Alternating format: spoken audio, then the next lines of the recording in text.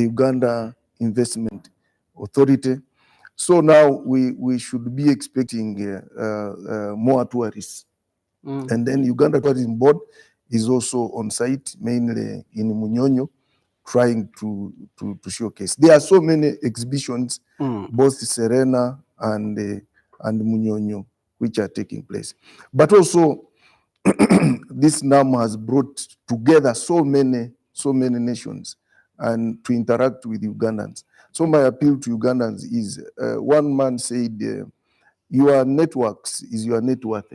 It is time for networking. We shouldn't wait for government, you know, what are we going to benefit? The benefits are there so long as you have networked properly.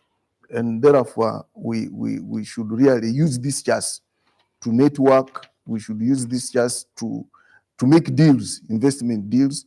So far, NEC has already made one, which I can talk about with a Turkish company. They are going to jointly invest into the NEC industries.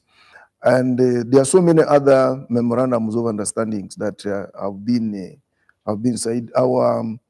Our sector for research of ICT, we have had so many people getting inquiries how they can come in the telecommunication sector, how they can come in the ICT sector, and we are partnering them with the private sector because our economy is entirely private sector led. Okay. Yeah. So it's our time now to use this chance. All nations are here. 120. G77, though they call it 77, now it is around 135. And that is the biggest that is the biggest block in the UN. So now it is time for us to network. But obviously the meetings have come up with several resolutions. Okay, I'll get back to you, Honorable. I think we should come to that. Yeah, interesting. If I can bring in Captain Francis Babu. It is our time to shine according to the minister you've had, and the significance from your observation from 15th up to this 20th that we are ending now. Significance of non-aligned movement to the people of Uganda. Have we really showcased tourism? Have we really shined? Have we really networked? Have we benefited as a country and the people of Uganda, like Honorable is saying? There's a global trend in the world where people, the world is becoming smaller and smaller, and it's becoming a village. And therefore, it is becoming apparently very important for countries that started many years ago to become together. In 1961, many years ago, and the president gave us a very nice historical background on how the non-aligned movement started, and gave us the things they've gone through up until now. With technology improving and we're going into the fourth industrial estate, the communication and all sorts of things are changing. Countries have got to get out and work with others. Today, there is a trend. Countries are improving facilities of every kind. Today, there's what they call conference destination, where countries have used their expertise to create an environment where international conferences can be held. And it's becoming apparent that it's not only tourism that can do that. We can do it using conferences. We can do it using medical facilities. We can do it using other facilities which we offer to the rest of the world. In the world, we have different organizations. The biggest is, of course, United Nations with 193 countries. NAM is one of those that comes second, and of course, the G77. These are organizations that bring people together because of the requirements. There is something which we talk about, it's called the conflict theory. Everywhere in the world, including in your home, there is a conflict. It's the way you manage it. So countries are coming out with new methods of managing some of these conflicts. In the 1961, one of the way they could get rid of that conflict was to start NAM, then the non-aligned movement. As we went on and on, as the country, as the nations changed, we now came up into the development area. The Western countries came out with the G7, they came out with the G8, they came out with G20, and the other countries also came out with G77, plus China. So these organizations come out because of the requirement, because of what you want, because of the conflict, because of management of society. And therefore, Uganda, being a member of all those organizations, and for some years now, and this was even before COVID, they tried to interest the others about Uganda. Now, the Uganda leadership has got a job to do. First of all, they've got to stay within the international community. They've got to be there. Secondly, they've got to market this country. Thirdly, we've got to show people what we can do. Now, one of the things that is extremely important, people never talk about, Uganda has got certain qualities that other countries don't have. Uganda probably is one of the best hosts in Africa here. Our cultures. The hospitality industry. That's right. We've got that in our DNA. We know how to host people. Our cultures really invite others to come. In fact, I can tell you that after this NAM, a lot of these people will now tell you that Uganda is a different country. I have traveled throughout Africa. I want to tell you this, that Uganda probably is one of the best countries on the continent. And therefore, as Ugandans, we must be proud, first and foremost, that our government, in the leadership of our president, has managed to bring these people here to come and see us. And we should show them what we are. By the way, selling is not only commodities. No. Social capital is extremely important, where the community is recognized as a community that has got hospitality. A lot of our people have a problem, and this came during one of our regimes. They use it in a local language. What do we get out of it? What you get out of it is social capital, whereby you're respected. Many years ago, when we had problems here, you would go to an airport and people would say, oh, you come from that country. Oh my God, what sort of country is that? Today, after this NAM, they're going to say, oh, you come from Uganda. You will see a different aura. So we need to change. And therefore, the president has given us that ability. People have come here to visit us. And I would like to thank him for his speech. His speech brought out two things. Some time ago, the Pope came out with something called Let's Move Together. I think it was last year. And the church, one of the churches here says, let us move together in a communion, as a community. I was very impressed when I saw the same NAM saying, let's deepen and move together. Now, is this divine that everybody is saying that we should now move together? The president has committed himself with that speech. There are certain things he says must be done. And therefore, the president will have to put them using all the managers in government and leadership to make sure that the government is seen to do what he said. It might not be a directive, but it must become part of our practice. So these meetings are extremely important. Those who say, what are we getting out? We are getting a lot out of it. First of all, I was listening to one of the members saying that their countries are even willing to give us some scholarships for some of our youth students to go in their country. I think that country was Azerbaijan. Now, we never knew what Azerbaijan was. Now we know. They also know us. So, this meeting is extremely important. It puts us completely on a different roadmap, and we must now learn how to get along with other people. And probably there's something we've learned from there. Can we unite our country so that we follow that same theme which is within NAM? Interesting. Thank you, Captain. Dr. Bill, Yes. I'm glad that you are coming from two fronts. Yeah. One, from the business perspective, Yes. and two, you're an academician. Yes, please. And we're going to really understand from you Yes. what NAM is about in terms of business, but also you academicians have been complaining that you have not been brought on board. The significance of NAM on your side. Okay, thank you. It's quite significant, and I actually must commend the government. That goes without saying. And if I pick it up from the theme, deepening of global cooperation for shared, deepening of cooperation for shared global affluence. And how do you deepen? And the key stakeholder, in my view, the academia, has been left out. That's okay. It's not given probably the due attention in my view it deserves.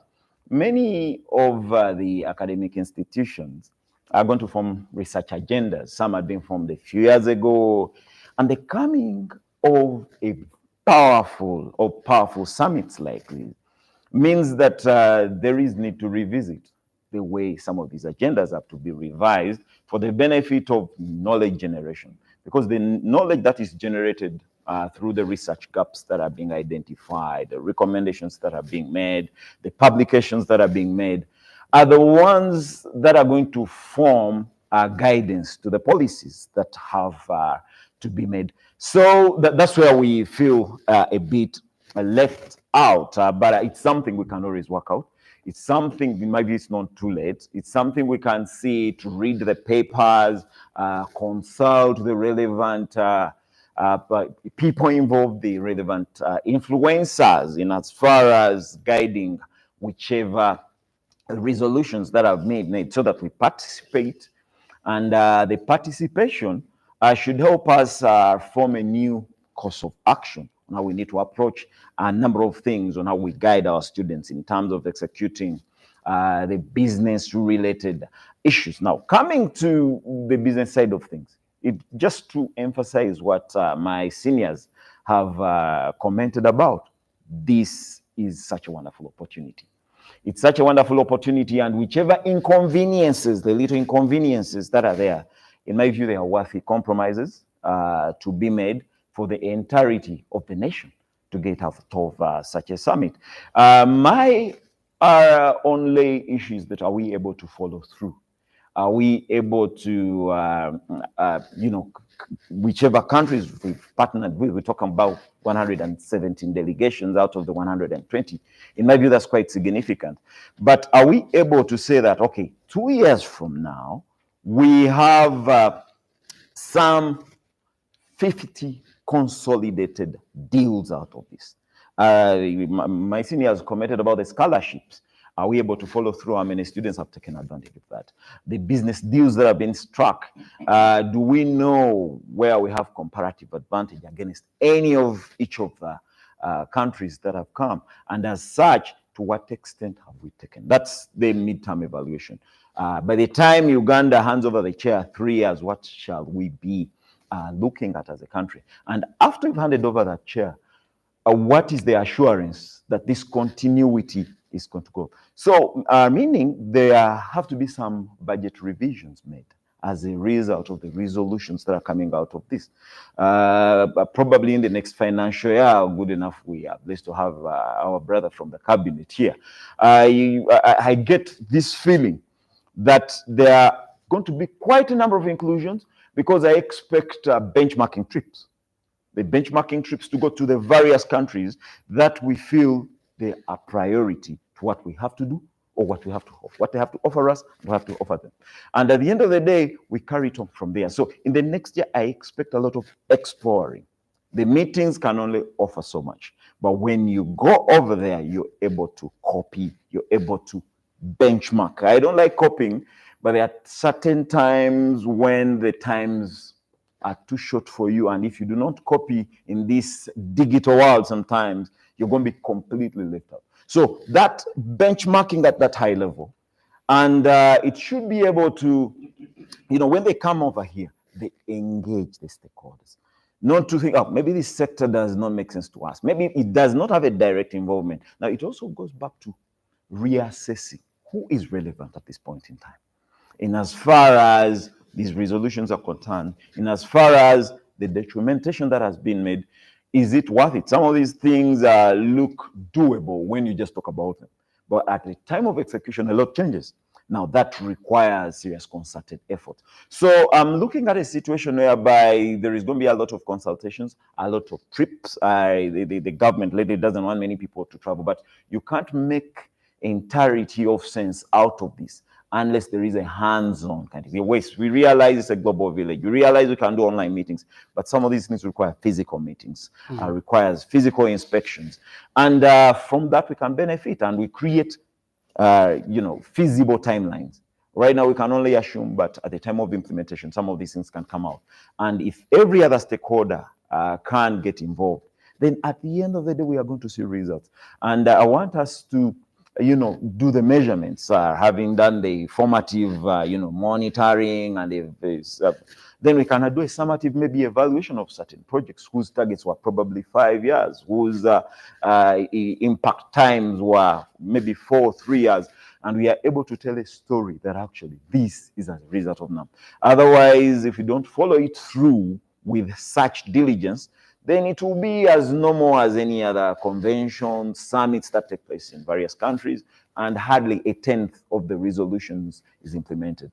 And in my view, that's how NAM's relevancy is going to get back on course, because the resolutions that led to the form in Badang in Indonesia, eventually in 1961, in my view, many of them have been overtaken by events.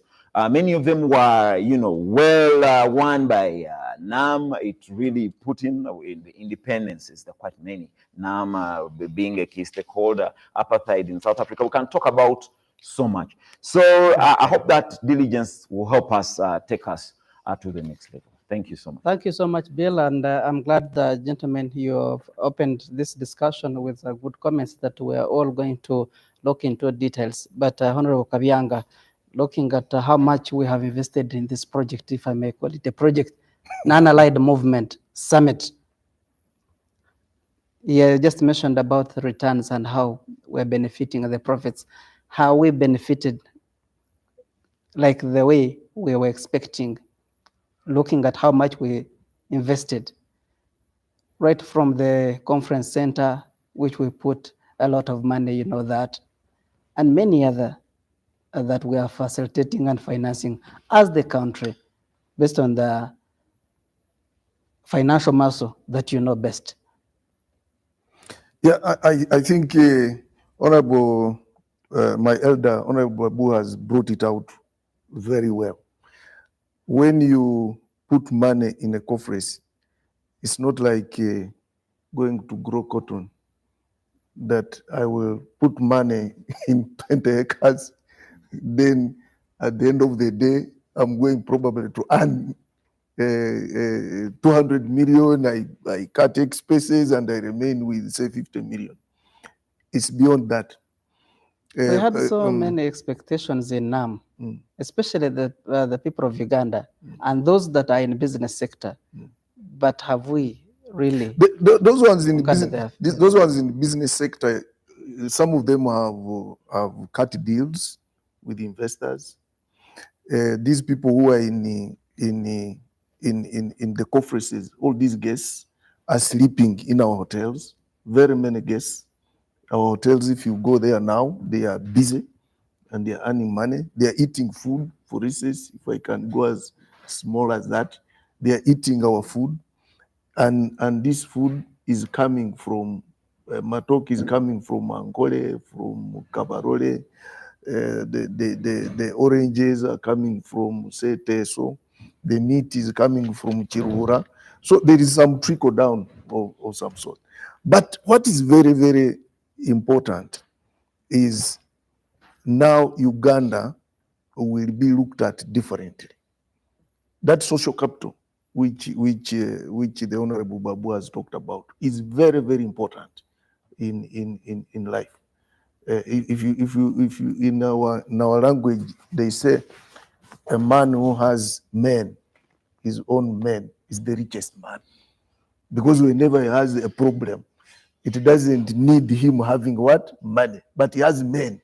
First of all, they can support him to solve the problem. Two, they can comfort that man. So Uganda The now. networking you talked Yes, about. yes, the networking which I'm talking about. Two, the people have come here. We pray that they go back safely. That will show the whole world that all these alerts which you have been getting, you have been seeing alerts because you're in the media, you are the people who normally get them fast and circulate. You know, Uganda is very insecure. There are even some delegates who were warned not to come. You're getting me? But now, hosting these 4 conferences will actually try to demystify those. Exactly. I don't want to say that. Or their enemies to Uganda. I don't want to. They were wicked and bullies. Exactly. You see that, my brother? People start sending alerts. Don't come. And then people come. They spend here 10 days. They are safe. And they wait. Others are going to wait for G77. And they will spend even more than 10 days. And they go back safely. That one will demystify all those people who have been sending alerts, because they are sending them with a wicked sort of intention. They want to scare away investors. They want to scare away tourists. They even want the Ugandans to rise up and think the country is in wrong hands. It's not safe. So we have built that confidence now that look, Uganda is a safe country. And there is no one who can invest. I think my brother who is from university, because his universities now are private, nobody can invest in a country which is not safe. Simple. The first thing they look at, is it safe? How is security? These others, the investment policies come last. But the first thing is safety of the country. So at least from that angle, we have really achieved. And obviously our people now need to use this opportunity, because we have brought so many nations in one place.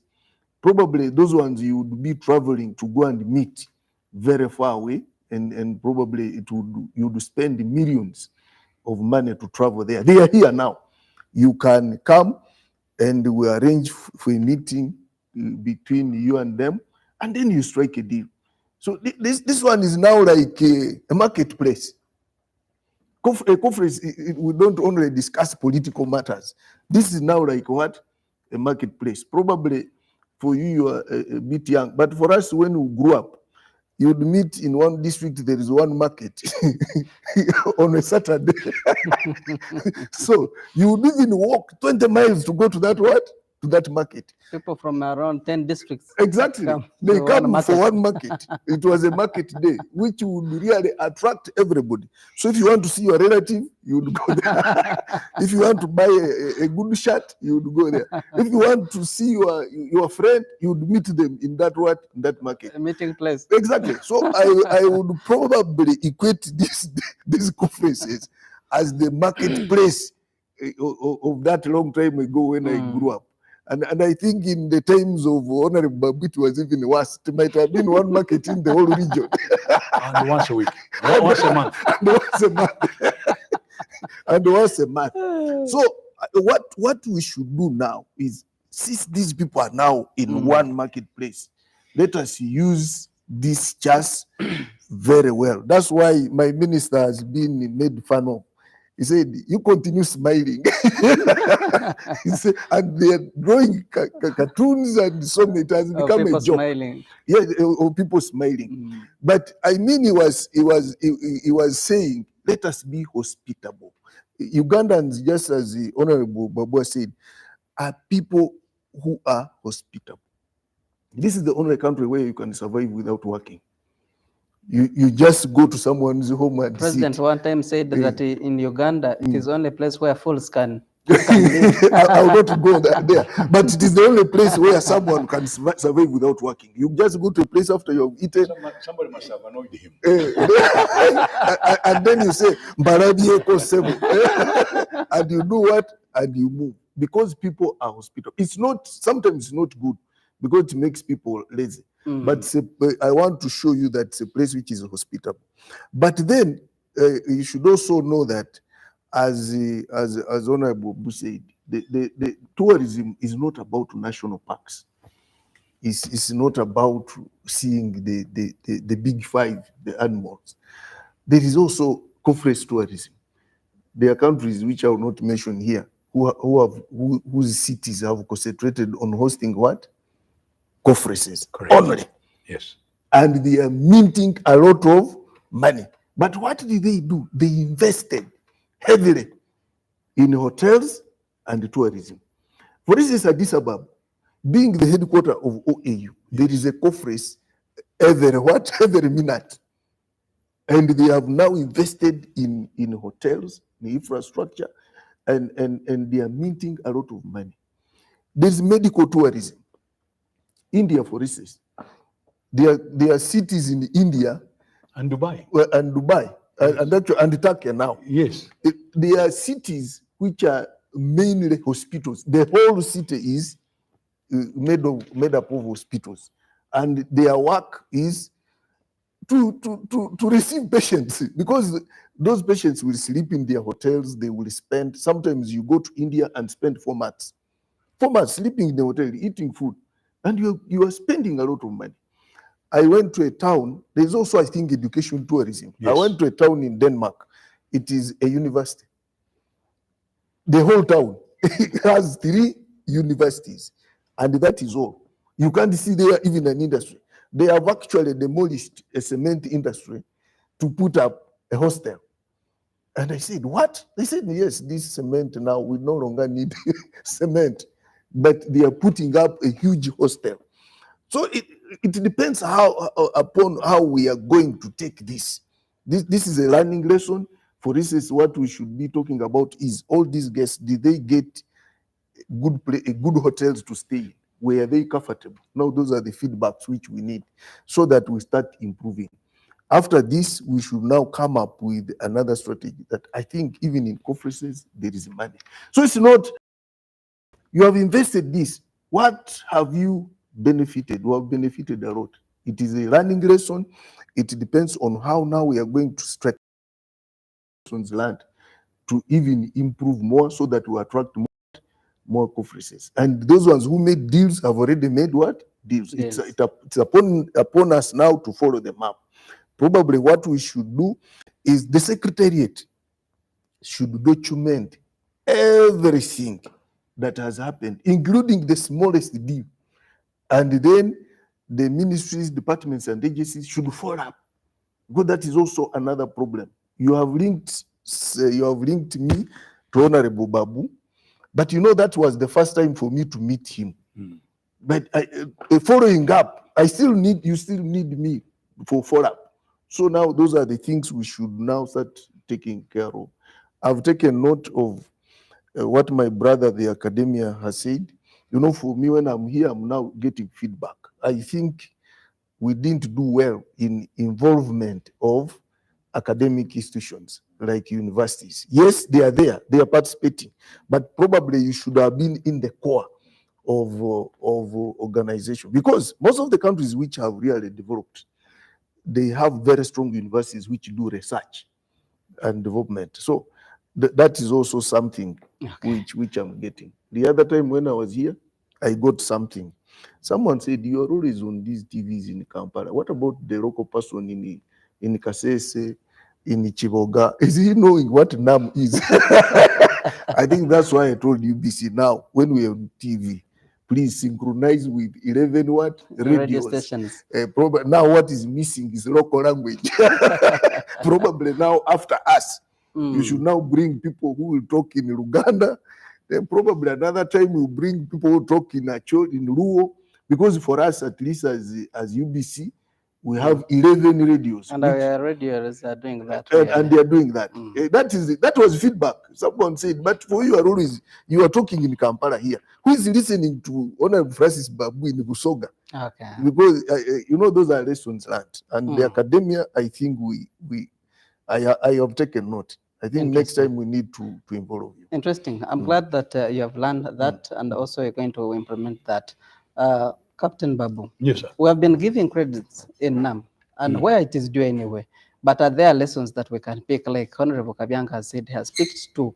Are there lessons that you've picked and observed ever since we started NAM on 15th up to this day that we are reaching its climax. I'm sorry, we're not inventing a wheel. We're not going to the moon. These things have been done before. We are talking about a very simple thing, is that first and foremost, we've got to separate some of these things. There is business where a business is done because of profit. There is a business of development. There is a business of planning.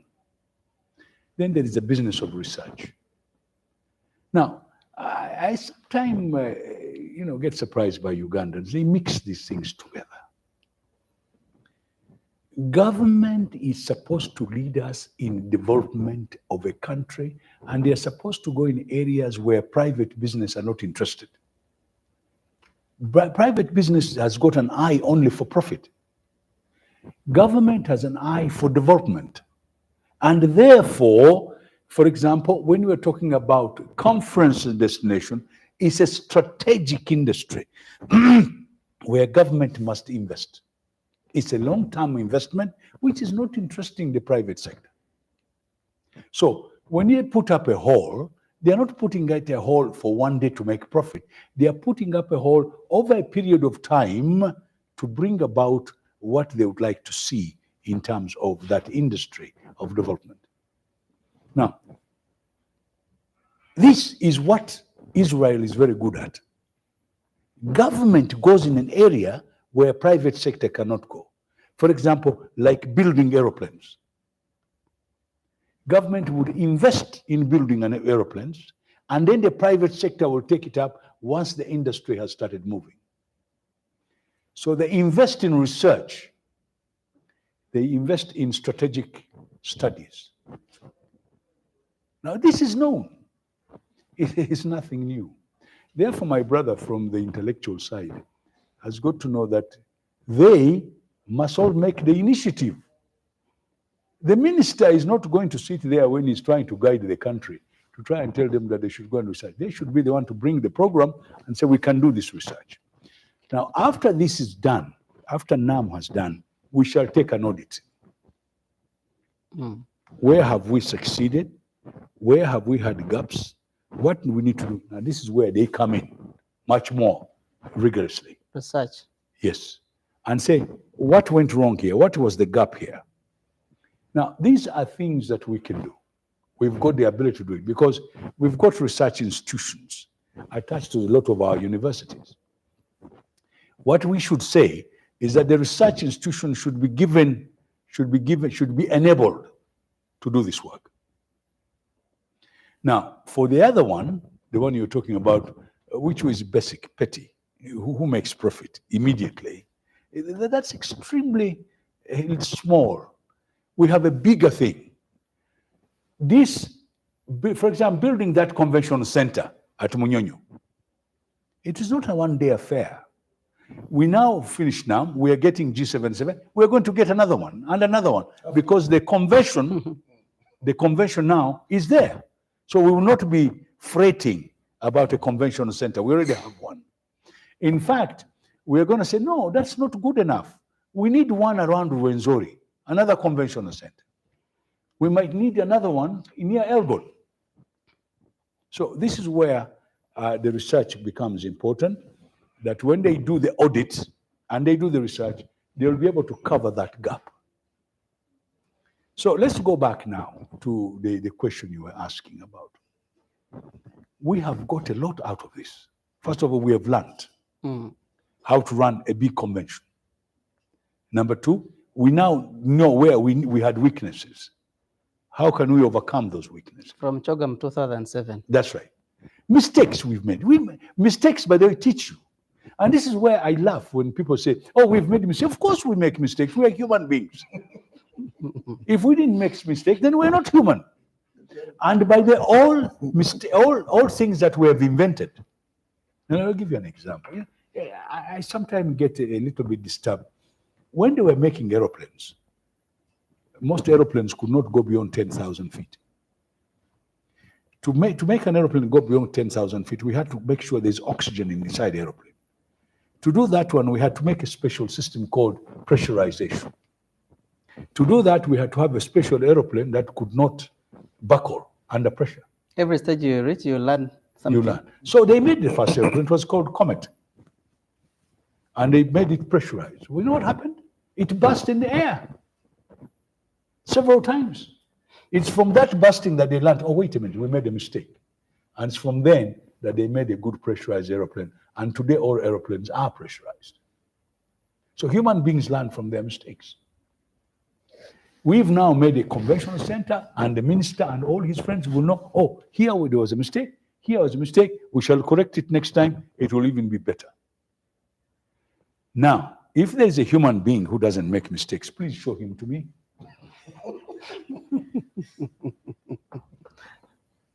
Even the president makes mistakes. We are not infallible. So this research is talking about, and the audit that we'll take, we will know where we've gone wrong, and we shall put it right. And we shall see what benefits we have got, because you are now asking for benefit. We have to research what those benefits are. Okay, we've met a few people, we've done this, we've had a business forum, people have talked, people have they've done a showcase of this and that. The next question is, how is it going to benefit the country in the long term?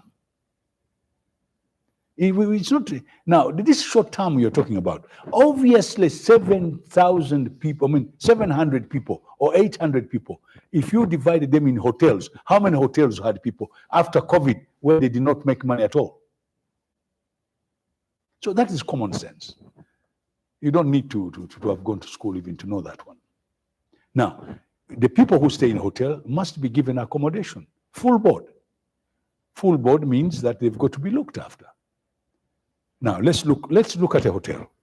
Water is used, electricity is used, there are workers there, there's food there. How much money has been put in and how much money has been got out? The research comes in there. So I want to say this, is that I think these meetings are becoming beneficial to this country.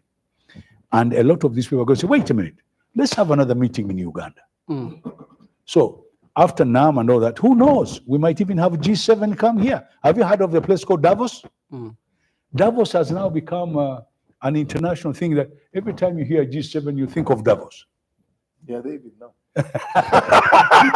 Even So- now they are there. Maybe when you think about meetings, you start thinking of Kampala. So this is extremely important, and I think we've got to be proud of ourselves. This is our country. I repeat, Uganda is probably one of the most beautiful countries on the African continent and probably in the world. The man who named it the Pearl of Africa was right. Interesting. Thank you, Captain. Back to you, Bill.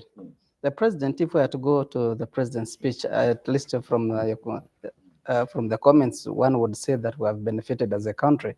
But let's go to the president's speech and get some of the highlights, and perhaps to let the viewer and the listener on the other side of radio. President said that some countries or some pattern institutions are using temporary technology and science to oppress, manipulate the world. We in Africa, especially you from the research institutions, what are we putting on table to really tap into this virgin field of science and technology to make sure that at least when we are attacked, we are able to defend ourselves? Thank you so much. Of course, time and again, some of these things are going to happen because probably no one is putting effort to ensure that certain implementations are made. What does that mean? Does it mean we need to restructure our education system to suit the current demands of what happens? Now, a conference like NAM, that we've had, just to relate what you've told me with NAM, you as a country, we have areas where we have strength. And NAM, with such a gathering, presents us to say, okay, where we thought we are strong, actually, there are some other strong partners. Probably we need to concentrate to something else. Then we are able to get something much, much cheaper from someone who's already grounded. We are privileged to have India as a part of the NAM. how are we taking advantage of their technological advancement so that we concentrate on where we can? And how are they going to train us in as far as, capitalizing and adapting to the current demands of artificial intelligence so that we do not need to start afresh and follow through. Now, that calls for revisiting the system. That's the deepening that I like about the theme. You deepen, you involve whoever has to be involved. But what is your area of strength? What is your area of weaknesses? Time and again, we will assume there are certain things where we are so strong, but the comparisons and there's so many meetings that are going on actually put us in a situation of realize, I think we need to rethink this. So this is a time of rethinking so many other things so that we concentrate on areas where we have strength. And these I'll try to repeat after discovery. Of course, I also want to comment about the short-term gains out of the meeting. My seniors have already commented about these short-term gains and all that stuff. Now, how about the medium-term gains? Now, the medium-term gains is when we are going to make an assessment that actually we are being taken advantage of by the stronger powers because they have more awareness about certain things. They have more awareness about how things are done, about how the world is revolving. And as such, let's take advantage of the partners that have come during this NAM, know their strength. I give an example of India. We've been talking about Ethiopia that is hosting so many other conferences because of its positioning, because of the way it has carried itself. And we also need to gain a sort of culture, a sort of norm of how we must execute certain things that we are knowledgeable about. Where we feel we can take advantages of the resources that we do have, we want to take advantages of the resources that we do have. Is there any concerted effort that must be done? Yes. If it means training people to go to those specific countries, if it means giving scholarships, if it means subsidizing for institutions to take advantage of that, let's do it. Then within 3-4 years, we will be having a different story. And we'll be able to anticipate any of these challenges that are likely to come as a result. Dr. Bill, we have all the resources that are needed in Africa. Yes. We have everything that it takes. Yes. But why is it that we are not taking? It's at the implementation stage where we're getting it wrong. Who is supposed to implement? Every other stakeholder on the while of the way, because there are particular, categories of individuals, particular categories of institutions that must take advantage. Now, we fail at the monitoring stage. We fail at putting together things where they're supposed to be put. Or sometimes the resources are delayed to reach those stages. Sometimes the resources reach and never get to do. And because of those delays, there are certain mistakes. Of course, we're not prone to mistakes. But the time when you do the mistakes, yet the technological world is leaving you behind, that means by the time you want to execute, whatever you're going to execute has been overtaken by events. Now you have to restart the cycle again. So we just need to be more expeditious. We just need to be quite fast, expedite these processes. It's going to go a long way.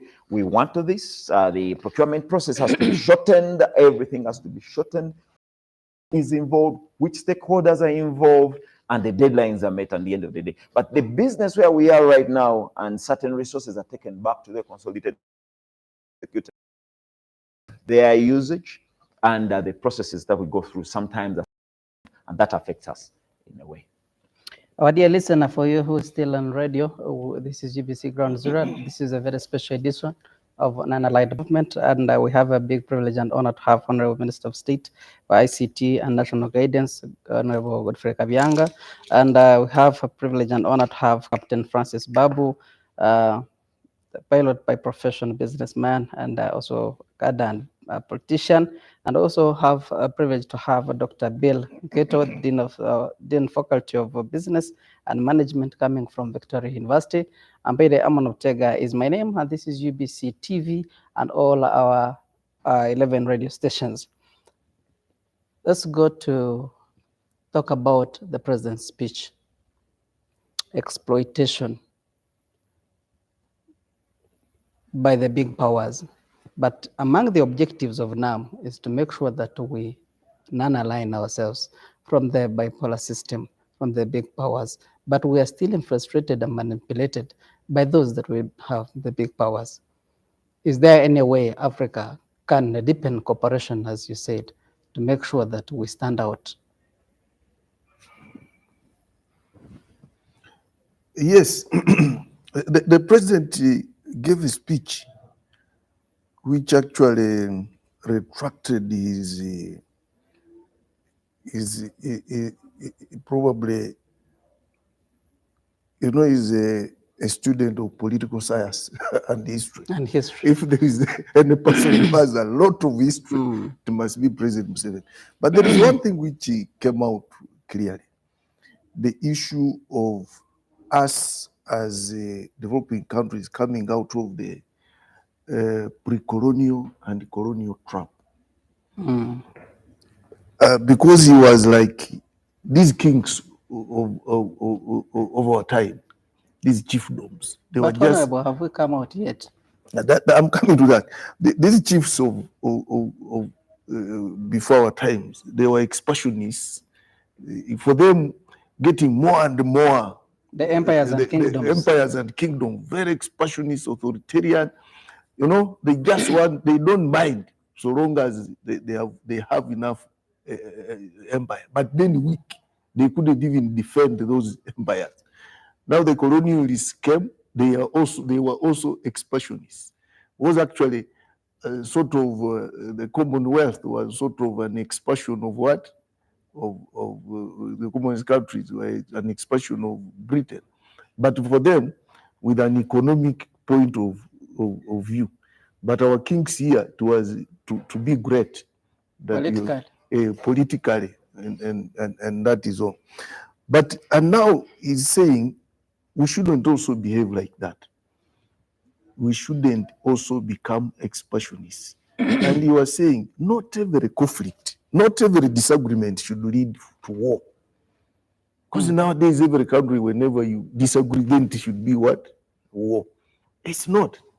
And that's what he called probably being ideologically shallow. We should think about economic expansion. Probably his way of expansionism should be economic. We create blocks which can create market and then which can also improve technology. That type of cooperation is the expansionism which he really wants. And unless we do that, these developed countries, those superpowers, will continue breaking us down and holding us at ransom. But we should also be happy that among us now, there are some countries which are coming up and building the economies strongly, like India. India is one country. If these superpowers are not careful, in the next 2 decades, it will be a very, very strong economy.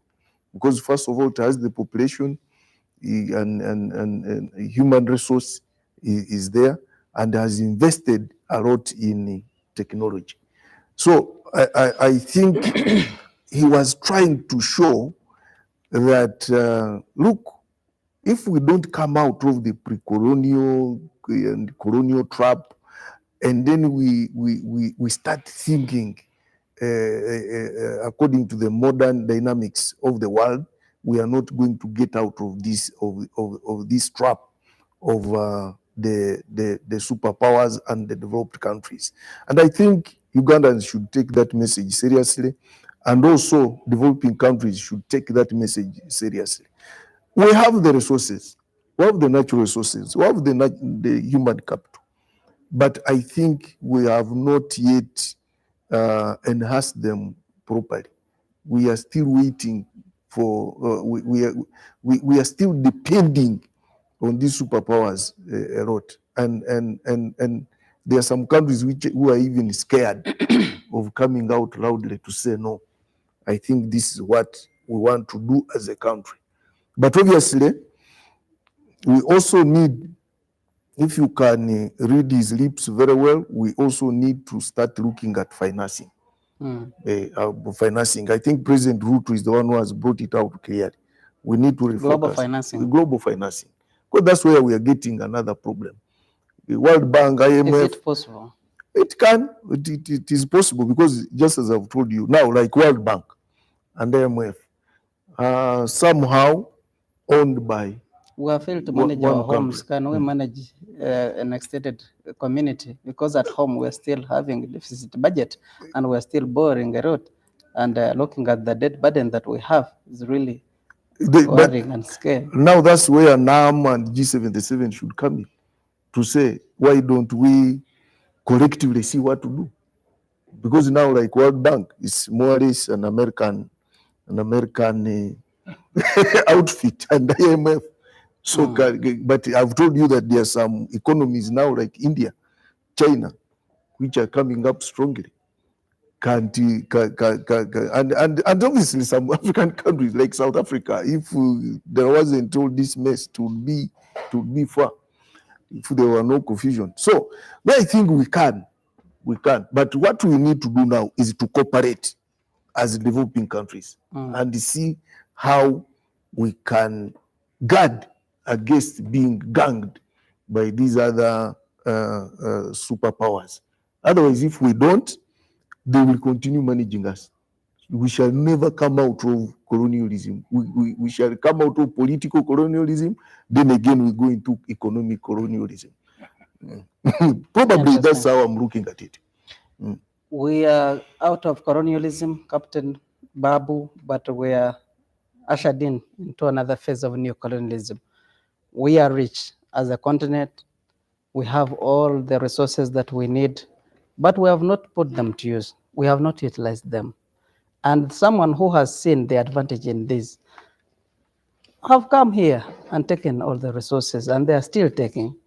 How can Africa position itself, and especially the member states of NAM, to make sure that they utilize and tap into the opportunities of these resources they have, rather than to be exploited by those that have not paid any coin to make sure that we survive? Thank you very much. I'm happy we're sitting with an academician here. There's a very simple thing. We don't need even to think about education. Human beings have got a trait of dominating others. It's called a domination syndrome. Those people, all they are doing, they are using that because they've got a few things that they were ahead of us and they are dominating us. Now, in fact, when you were ending, you were saying they're still exploiting us. Everybody knows they're exploiting, but nobody wants to talk about it. And we're doing nothing about it? No, we're not doing anything about it. It's because we don't know what to do. Why don't you just admit that you people are just... What is this young people are using a word nowadays? We are falas. They're just taking advantage of us.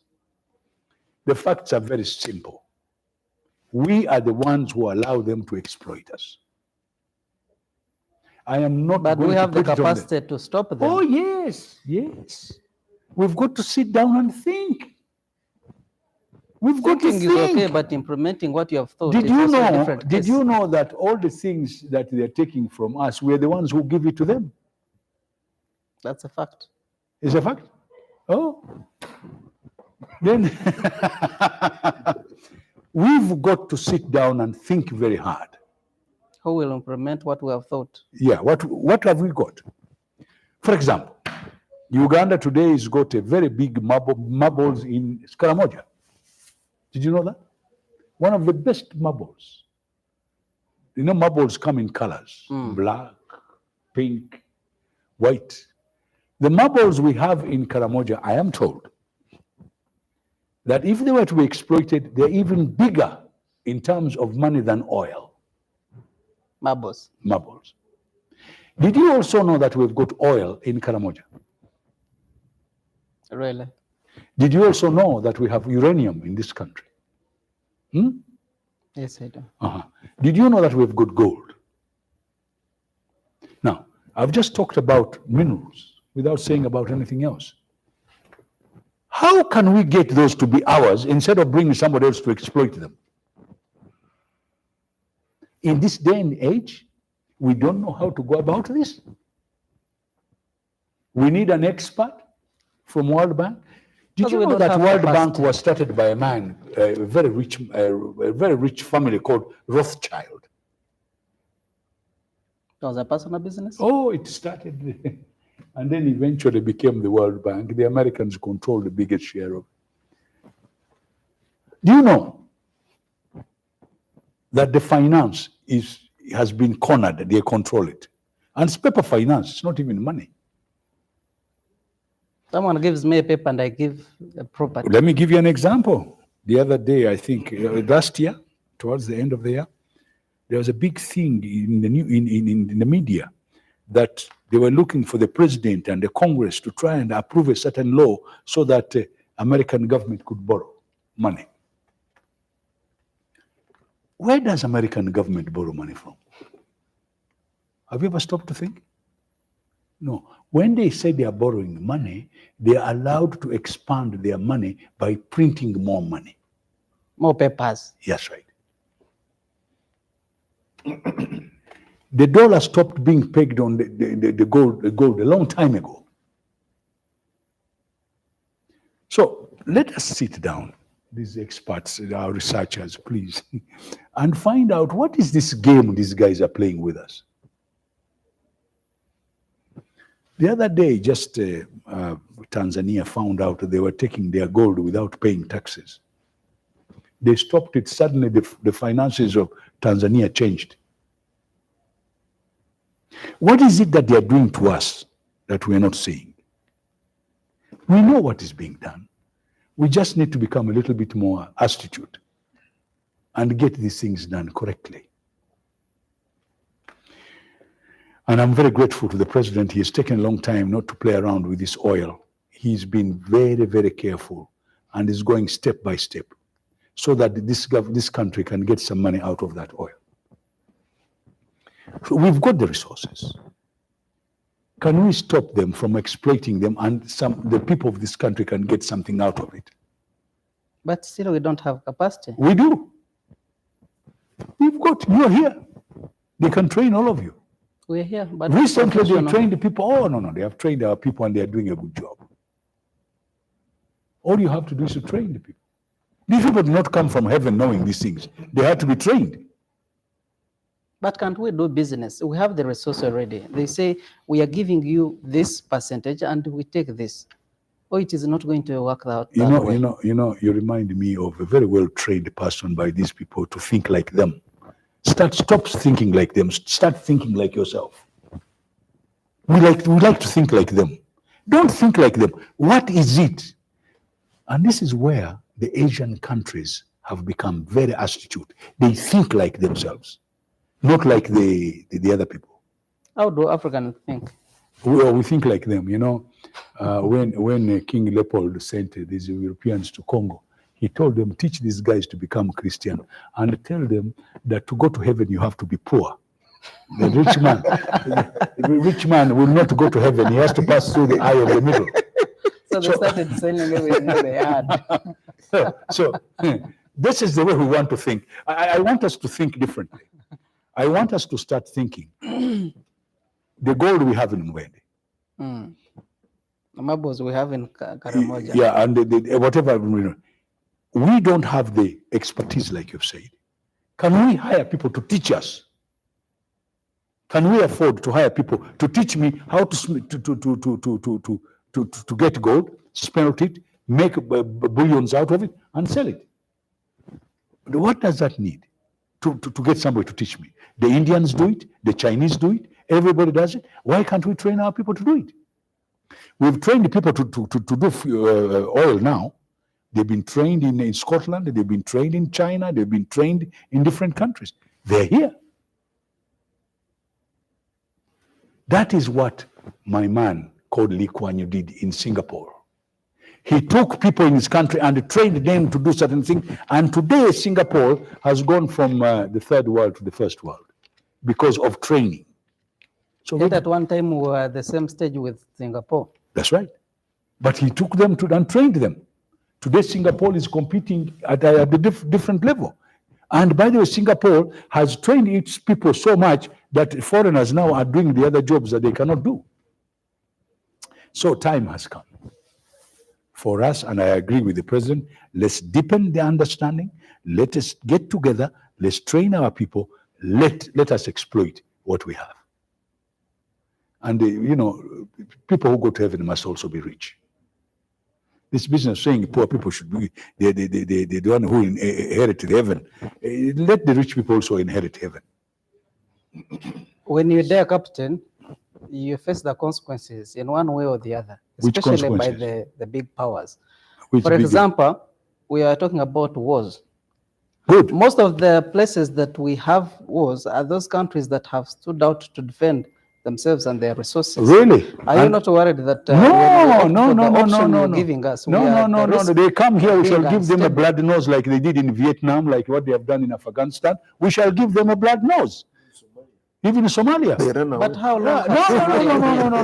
Somalia has been civilized Listen. Vietnam taught us a lesson that you can be the poorest of the poor and beat the biggest man and put him on his back. But you pay, because there is a cost. Oh, yes. Everything you pay. It is natural. You must pay a price. Baganda have a saying, okay? You must stand and fight. You must fight. And by the Ugandan, you must be proud of your country, and you must stop being told lies that you're the dregs of society. We are not. We can turn this country around. But we must also be honest when we are doing it.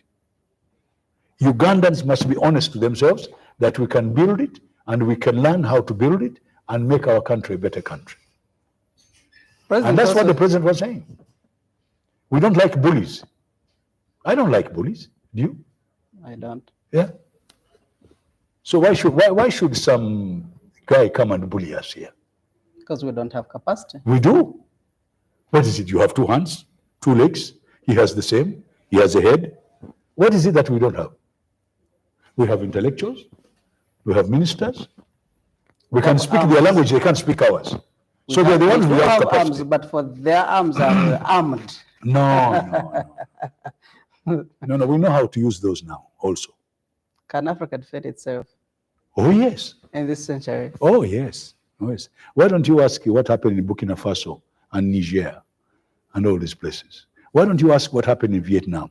What happened in Afghanistan the other day? They ran and left all the arms in Afghanistan. Why has that failed in Yemen? Why has that failed in Palestine? Why has it No, failed? it has not failed. It's going on. The country? It is going on. They are going to play those games, and eventually they are going to give up. What I am saying, and let's get very clear. Let's get our act together. Let us follow the norm. Let us train our people, and let's do it honestly. The unfortunate bit, we still have a few dishonest people among us who work with those people. If those dishonest people who work with those people get out, we are able to work with them. Yeah. Because if I can chip in, Americans don't come to fight. No. They can't even come to Somalia to fight. They send their cronies. Yes. They finance. Proxies. They didn't come to Libya. They used the Libyans themselves. That's right. So that's what Honorable is saying. If we can all be honest, we shall fight them. Because they don't have the capacity to come here themselves. They must use someone. They don't need to come here. They can be to their places because of the technologies that we just mentioned, and the President rightly mentioned it. They don't need to be here, Honorable. They can base wherever they are, and they're able to influence. That's every. No. That's social media. No, okay. No. They can send a missile. No. Let me tell you. Probably they can send the word missile. And Captain, you know that there are missiles that. No, they are there. But let me tell you, like now we're in Congo, we can go and hit ADF. But I'm telling you, we must have ground forces. Yes. Because why did we send the UPDF to Congo if we can send? Because we never had capacity to. No, we have capacity. Yeah. Excuse me. We have He has been watching too many movies. And We have capacity. But Not that's more how than you know, Yes, yeah, but- people, we watch too many movies and too many videos which are made by the same people. No, at least you know the experience of Palestine and Israel, how it has been. No.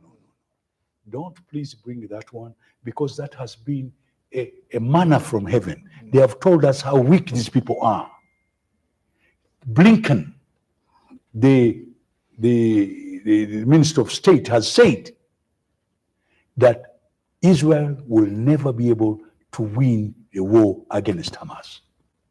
And Hamas, you supposedly, is weak, but they're at it. Israel is learning it's not that easy to defeat Hamas. And this Holocaust by the Israelis, I'm sorry, I'm not like other people. I'm not going to tell you that it is a genocide. It is a Holocaust. They want that land. And Russia has declared that it is high time now we establish the Palestinian state. The whole place is Palestine. There is no Israeli state as far as I'm We're concerned. going You to want a come back. two-state solution? We're going to come to that. Captain, how do you view the images I that am you one, see? I am the extreme on the other side. That place is called Palestine until 1948. You should go back to Palestine, not two-state solution. That is American. Where is the Israel land? No, you see, some of us are also human beings. A country was called Palestine. A man called Balfour and his British people went there and divided and brought Jacob's house and called it Israel. The place is Palestine. So if the truth wants to come out, the whole place should be Palestine. The Jews and everybody can stay in a country called Palestine. Yes. Interesting. So you can see the difference between us and others. Bill, let me bring you in. Let me bring you in. Yeah. President also yesterday said that Africa will have enough food. We're actually dying from food. The images that sometimes that people circulate are not literally or ideally translating that the whole of Africa. How true is that, and how can we survive? Can we really survive? Thank with you. that? I'll get to your question. Just wanted to chip in from where Honorable Babu left it. And I want to think about it. Of course, there is a radical side he's trying to look at, bare knuckles and let's take him out. But there are certain bilateral agreements we've gone into with these countries willingly, without anyone coercing us. And you realize we're contradicting ourselves in a way. The NAM conference is talking about one or two things.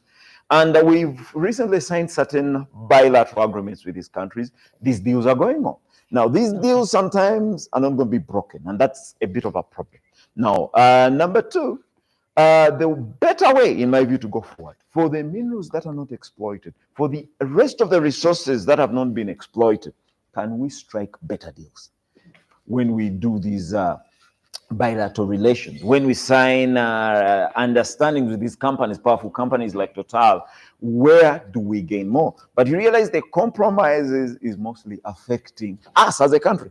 So these are there are certain decisions we've made as corporations from this country, corporations from elsewhere, and as government that are just walking us into the arms of the enemy. And some of these deals are long term, 5 years, 10 years, and by the time you walk out of them. But how do we correct that?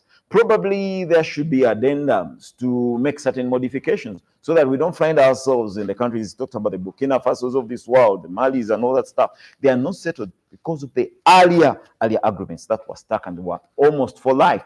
But now there is some bit of revising that is being done. Now, getting back to some of these things, I'll use the example I used earlier on. We have a lot of resources in Africa. Talk about food. Talk about the water which we can use for irrigation. Talk about the human resource. Right now, we are, I don't have the statistics, we're supplying HR to the Middle East. But how can we make some of these things better? How can we train them better? How can the government address some of the issues that are involved, the mishaps that are going? Now, when it comes to things like agriculture, where is our priority as a government, as a country, when it comes to using the concerted effort. If there is, we know this is where we can, because of the abundance of resources, but there will be certain regions that won't get probably resources like water to irrigate. How do we lead it there? How do we prioritize it so that at the end of the day, no one is crying? At the end of the day, everyone has food. They have a balance to sell out. And at the end of the day, they have something to take to these NAM countries, for example, that have come. Probably there, I'm very sure there are certain food types. There are certain resources that we have locally here, and these countries do not have. And how do we take advantage of that? I've traveled around the world. I've had a chance. I've not tested a pineapple sweeter than the one in Uganda. Maybe I'm overblowing for Uganda, but Captain Baba has done more already about that. Now, where do we sell such things? Can we add value to those tomatoes? Can we sell them as they are so that someone can have a live test of some of these things? So, interesting. These are some of the issues that we need to address as a nation. We have made mistakes. We have taken ourselves to the arms of the enemy. That's where we're talking about hegemony. I liked it when the president of South Africa recommended for joining the Security Council. That's not an easy thing, because that's where you're going to have influence to veto certain things. Security Council. Because when you get into the Security Council, that means the areas where they have a lot of interest, by nature, like Captain said, superior human beings will always have to control. But it's just a matter of time. These are things we need to take step by step by step. Okay. It's not going to be an overhaul. It's not going to be an overnight sort of change that for us to see. But going forward, any other bilateral deal we do, any other multilateral deal that we do, we should be the beneficiaries. If they don't want it our way, probably we don't struck the deal at the end of the day. And how can we start adding value here on most of these products and sell to these markets? How can we improve all these standards of the products that we are selling out there so that we are at that global stage? We should, in my view, stop thinking, oh, this is what we have to do. But there are certain things we've not done. We've not improved the quality. Good enough, I talk about the training, the captain has emphasized it. We should train these people so that even our products are competitive at that stage. There is that level of reliability. But the degree of unreliability amongst us as Africans, we have some of those weaknesses. Okay, even though given an opportunity, some of these things have not come out the way they would have come out to compete at that stage. As you end on that, Honorable told us that India is doing well in pharmaceuticals and medicine. Yeah. And China in technology. What is it that represents Africa? I think we have a lot. Many of these things are actually, they are present because... Of course, these countries also have a lot, but at the least there is that one they front on the international market. I would say in the sub-Saharan Africa mainly, we can talk about agriculture. And for example, Uganda, Ethiopia, we can talk about coffee. Okay. How do we improve that coffee and have a variety of value added upon to these varieties and compete globally? Thank you. Our dear viewer, those images and pictures do you have on the screen? Yesterday, the President, His Excellency Yoweri Museveni, hosted his guest state banquet, state dinner at Munyonyo Resort, Speak Resort yesterday. After the first presidential, the 19th Non-Aligned Movement Kampala Summit, that was in the evening. Those who are on the radio, we are having a very interesting conversation here about the Non-Aligned Movement, and we're also live on TV, UBC TV, and we have a privilege and honor to have a Minister of State for ICT and National Guidance, Honorable Godfrey Kabyanga, and also Captain Francis Babu and Dr. Bill Nketo. We're taking a very short break and we're coming just a bit. I pray that you don't go away.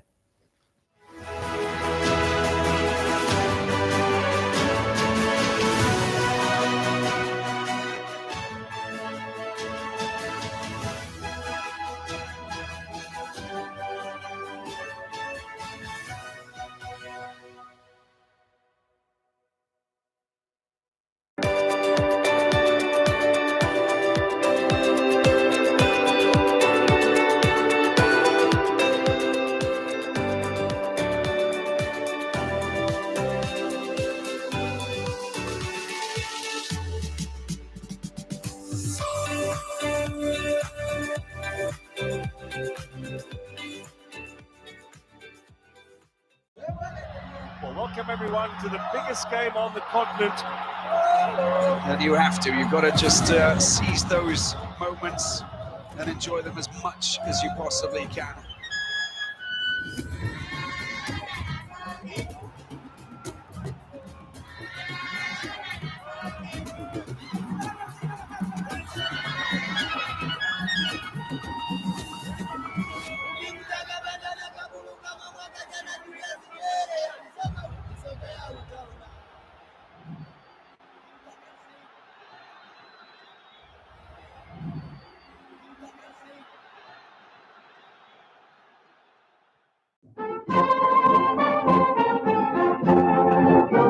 The 38th NRM Liberation Anniversary is a day when we remember our countrymen and women who fought for 5 years to liberate Uganda from the political anarchy that had characterized our journey since 1962.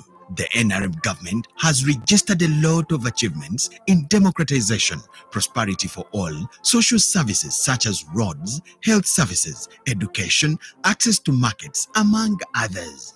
This year's celebrations will be held in Jinja City on Friday the 26th of January 2024 under the theme Building a Uganda That We All Cherish. UBC will broadcast the event live on television and on all our radio networks.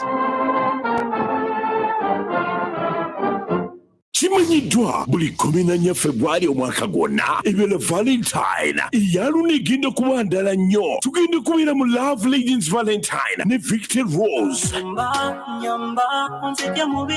ku Kingdom Kampala ng'abanaakeerako okusasula bajja kusasula omutwalo gumu ate abalala emitwalo 2 VIP emitwalo 5 abanaakeerako okusasula emmeeza bajja kusasula kakadde ate wali ku mulyango $2,000,000 mujje twekuba ma love ku Kingdom Kampala ku Valentine's Day ne Victor Rose Nebiwagirwa Star TV. UBC, inspiring Uganda.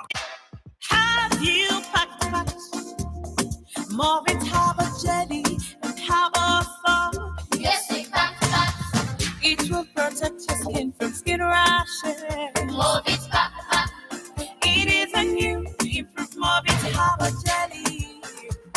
So soft and smooth. It is a Morgan's Harbour Jelly. Tell me, kids, the same. Any irritations? No more rashes and irritations. Movit Herbal Jelly and Herbal Soap is rich in natural herbs for a smooth and glowing skin. Movit all day confidence. The energy of this land comes to life in dreams and memories. It lights up in these nights and leads us towards new horizons. It was born in the hearts of these men, of these women. The energy of this land comes from here. It comes from Africa, and it vibrates in each of us. Empowered by Africa. Oryx service stations, powered by Africa. Thank you. Hello, Eric. Come and see my new home. Are you looking for the best quality paint for your dream home? Be part of the new revolution with our Global Paint Silk Vinyl that gives you beautiful, shining interior walls, as WeatherCoat gives you never fading and strongly guarded walls against bad weather conditions. Located along Namav Industrial Park, Global Paints, a reliable product.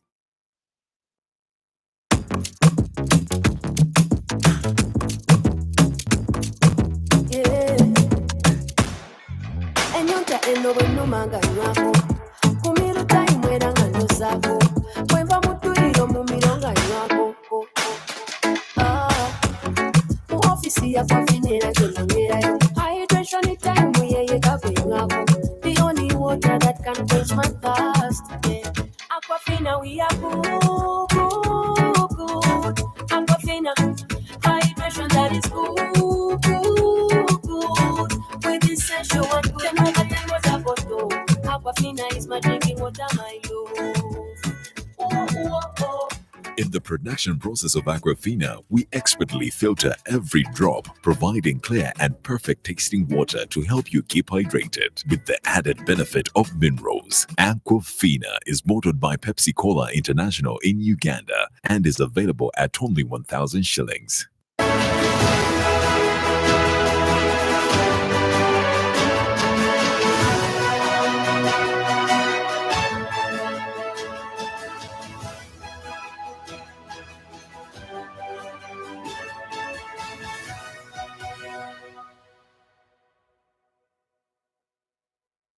Welcome back from that very short break. This is your extended edition of Non-Allied Movement and Ground Zero on the other side of our radios. All our radio stations are tuning in, and we thank you for being part of us from the time we started our broadcast in the morning and other programs up to now, that we are still with you in this special edition of Non-Allied Movement. I have a privilege and honor to have in the studios of UBC Honorable Minister of State for ICT and National Guidance, Honorable Godfrey Kabianga, Captain Francis Babu, Dr. Bill Nketo, coming from Victoria University. Ampaire Amon Tega is my name. Significance of non-allied movement to the member states, but especially to the developing countries, and to be particular, Africans and Uganda. Today is the end of, or we're closing officially, non-allied movement, some 19th non-allied movement summit in Kampala. I would love to understand, generally we have been talking about how we have benefited as the country, its significance as the hosting country, Uganda, to Africans and to East Africa, but would now love to get to the global scale and understand about this non-allied movement. How does NAM balance its commitment to the non-alignment with the need for global economic and security partnerships in the multipolar politics, the blocks that we just mentioned, but also in the summit, if Honorable can help us take us through if there are those significant resolutions that we have agreed and consented to. Thank you very much, moderator. Let me first probably take you back a bit about the food issues, the issue which President brought out, the images which come, and yet we are proud of being an agricultural continent. I think our problem is basically... Are these pictures not taken from Africa? Yes, yes, they are taken from Africa, and that's what I'm coming to. The problem might be more of logistical and supply chain issues, but not lack of what? Of food. Lack of enough food. Even here in the country, you just meet there is plenty. In Kasese, we grow maize, but there is hunger in Karamoja. So some of these are so just someone who goes to Karamoja and is able to take those pics. Exactly. But the food which is not in Kasese can feed what? Karamoja. So some of these are supply chain issues, logistical issues, which we can solve. In 1986, I think Honorable Babu will remind me, because he has been in government for a long time. Uganda and Tanzania signed an agreement of butter trade, and Uganda was supposed to give Tanzania maize. Then America just came and gave them yellow maize free of charge and said, please leave the one of Uganda and take this free maize. So those are issues which we need to sort out. And Tanzania, the deal collapsed. I think they were supposed to give us wagons, something like that, transformers, and the deal collapsed. So that's how the big brothers come in to frustrate. And that can only happen in Africa. Yes, that can only happen in Africa. Asia, it cannot happen. Because for the Asians, they don't have enough food. The Asians have come out strongly and say, no, this is enough. Actually, they steal their technology. They send their children there, just as the Honorable Francis has said, go and study their technology and come and do their own things. At the end of the day, they become superb. But let me come to what you asked. You asked me now. Yes, there are some resolutions which have come out. But also, as Uganda, now we are the chair. So one of the responsibilities which has been handed over to us now is to follow up on those resolutions. And then also to strengthen the cooperation even more. And I think for President Yoweri Museveni, just as you saw him talk, he has cut out a figure of being one of the best moderate people who can bring everybody together because of his non-aggressive nature of doing things. He's ready to negotiate with any person, even those who don't like him at any one time. And that's why even when he's fighting ADF in Congo, he's still saying those who are ready should do what?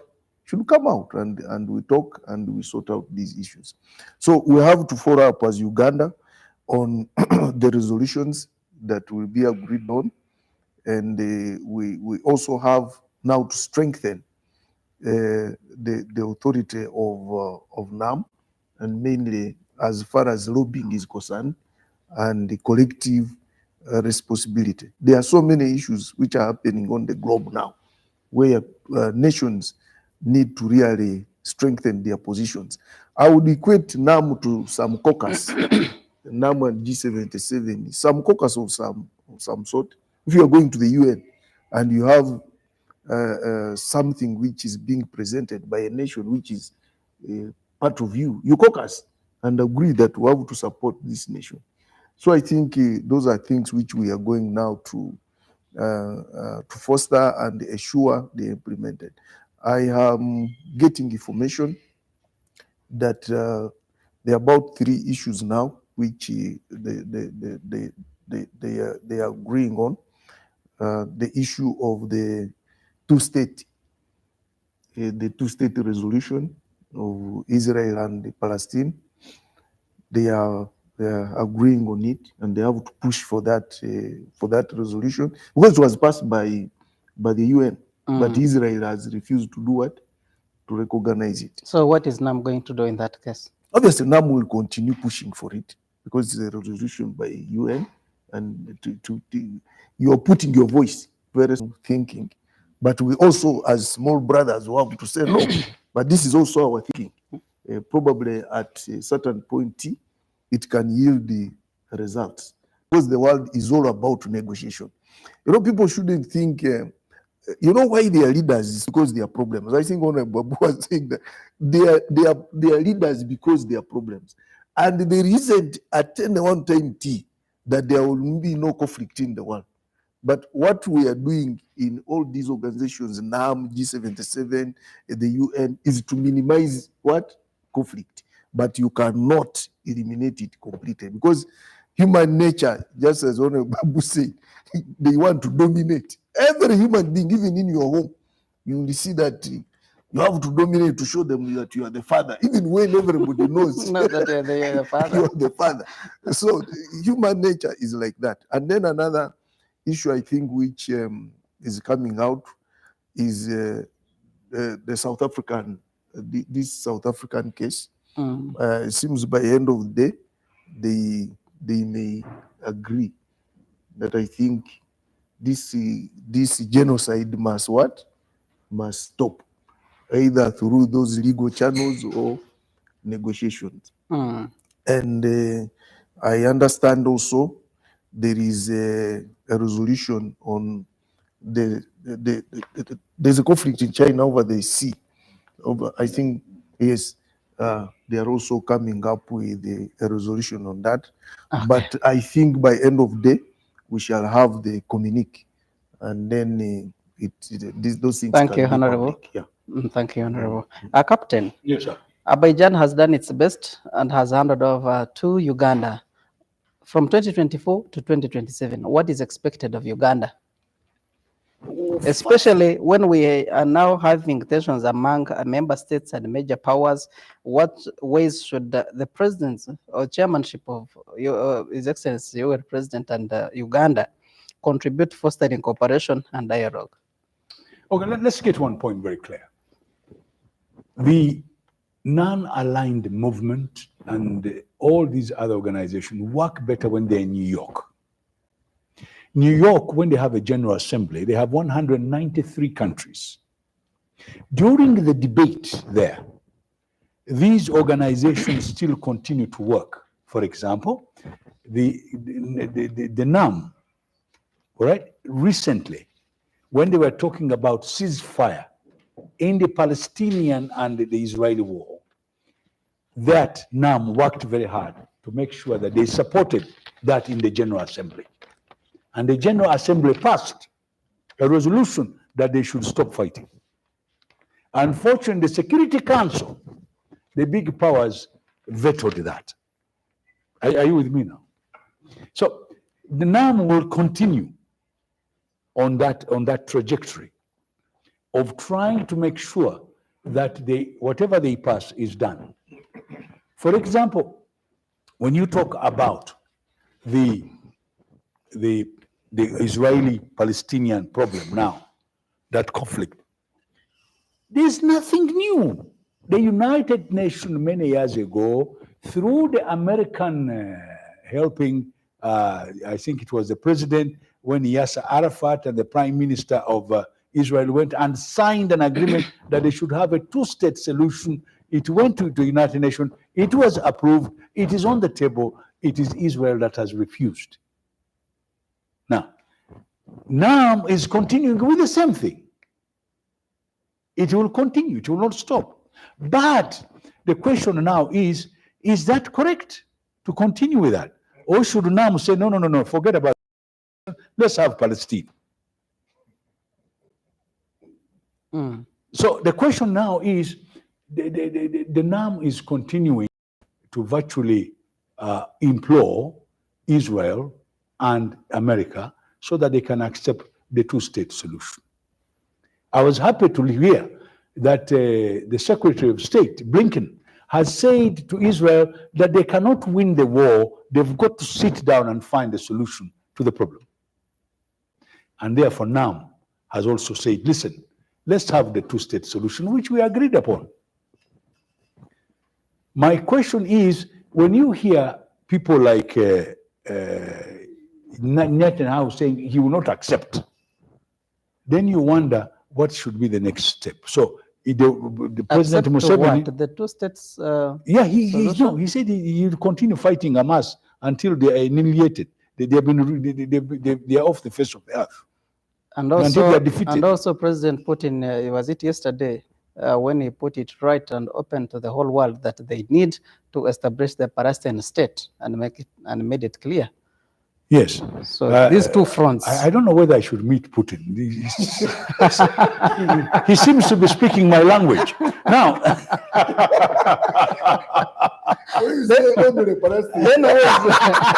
the war is not about to end. No, I'm sorry. But when somebody is bullying you all the time, you agree with him, let's have a two-state solution. Then he keeps on saying no. Now, I wonder whether I should not go back and say, no, I don't agree with you also. What Putin is talking about? So, anyway, the whole point is very simple. By the way, I want you to get this point clear. We are not talking about religion here. We are talking about a country called Uganda, for example. All religions can stay here. All tribes can stay here. All races can stay here. About humanity. Yeah, we are talking about humanity.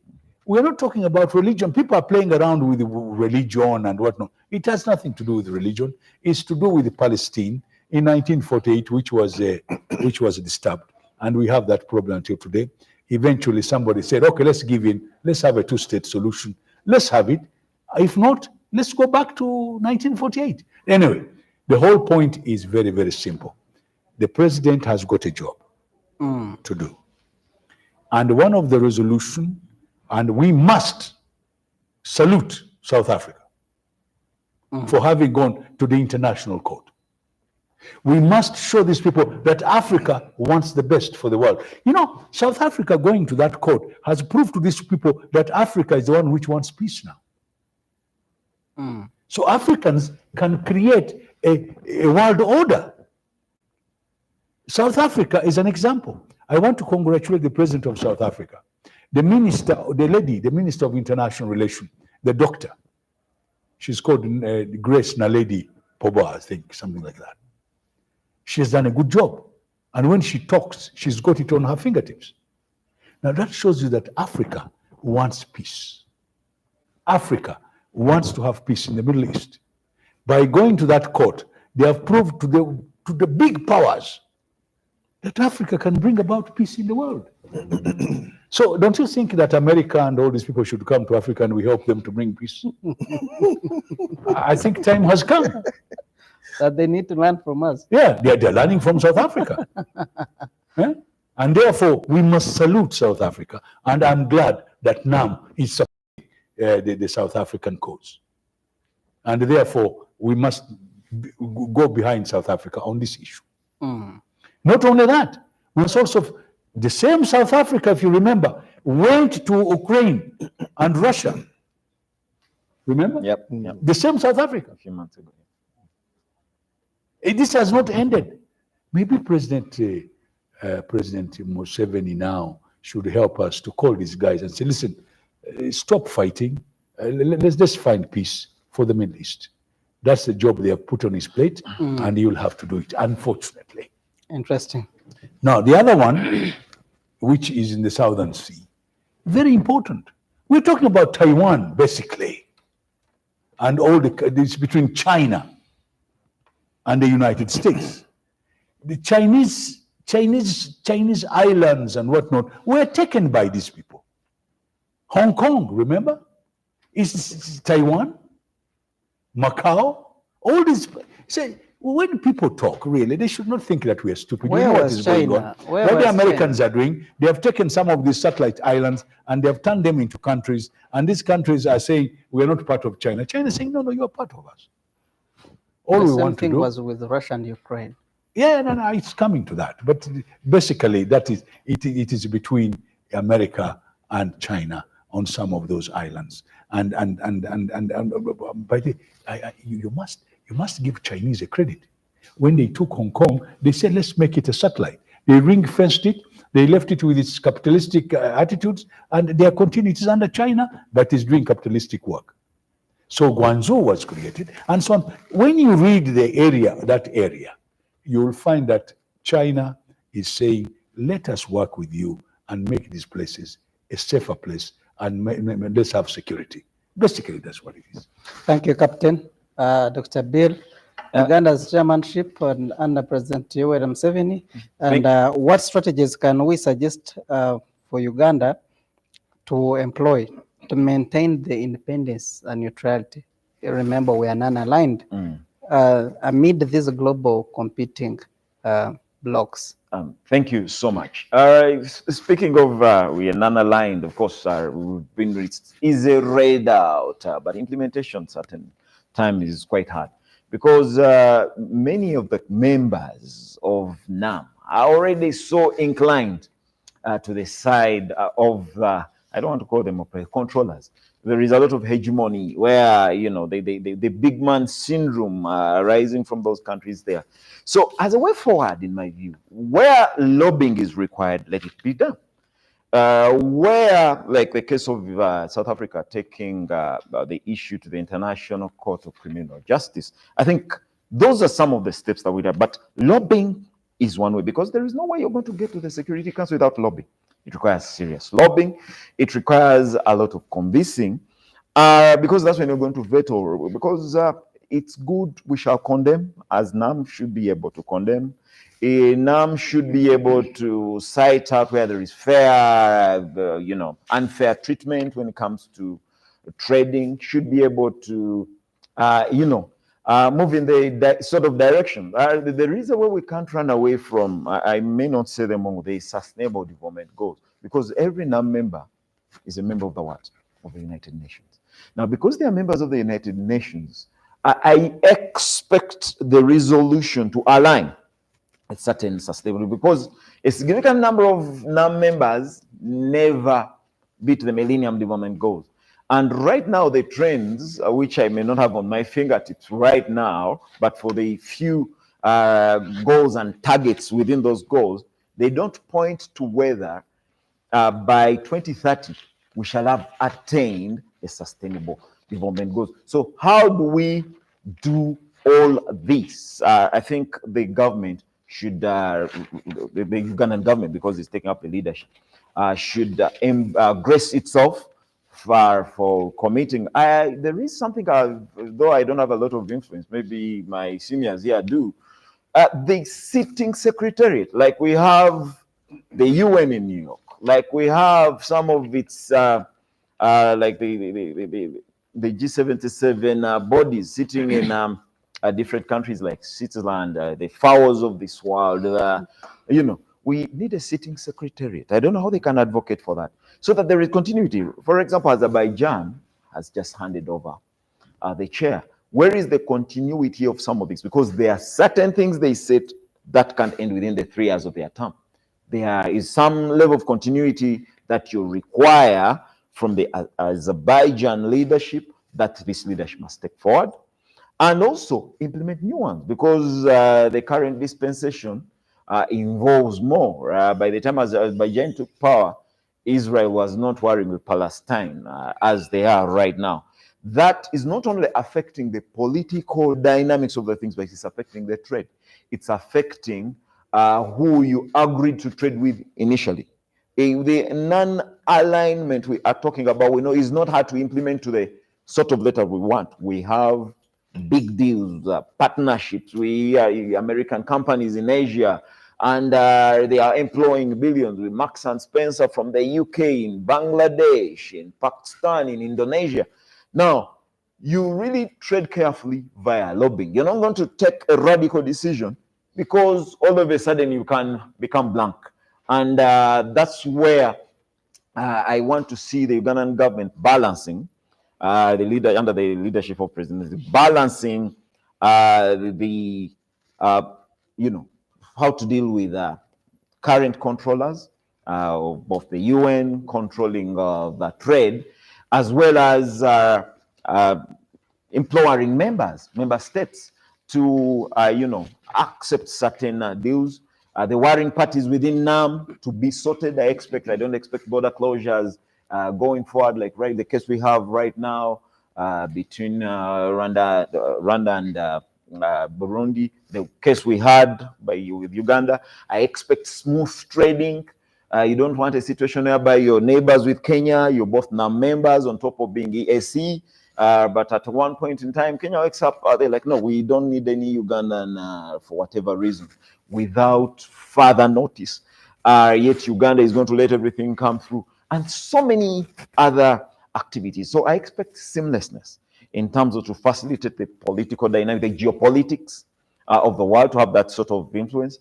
I also expect seamlessness in the trading. And I hope by the time we wind up, within 2 years, we shall see that it's giving us an account of what was left of Azerbaijan and what they picked up, and the initial stages of what is going to start as a result of the resolutions that are coming out of this. And probably within 5 years, we'll be proud to have taken leadership of this great summit. Thank you, Dr. Bill. We're coming to close of our discussion because time is really not our side. But Honorable Kabyanga, President Museveni also yesterday said NAM was necessary from the time they were established in 1961, because it was an antidote by then of the initial popularization of the world at that time, the capitalist against the communist, but we still have that. Is it still the antidote, or it has been taken up by events, and there are some things that we really need to revise? Yeah, obviously at that time, just as he said, the issue was communism and against capitalism.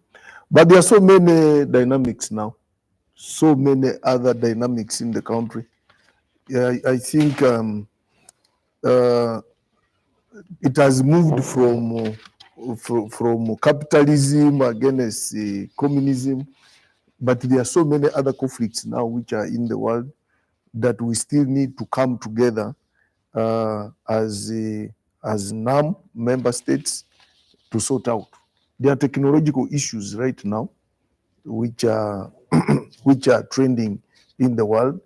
We are now in the fourth industrial revolution, and there is a lot of cyber fraud, for instance, where countries must cooperate in order to curb that. There are so many issues of terrorism now. There are some countries which are sponsoring terrorism, where we need to come together and sort out all those conflicts. Now you have seen issues of conflicts, for instance, which is going on between Russia and Ukraine.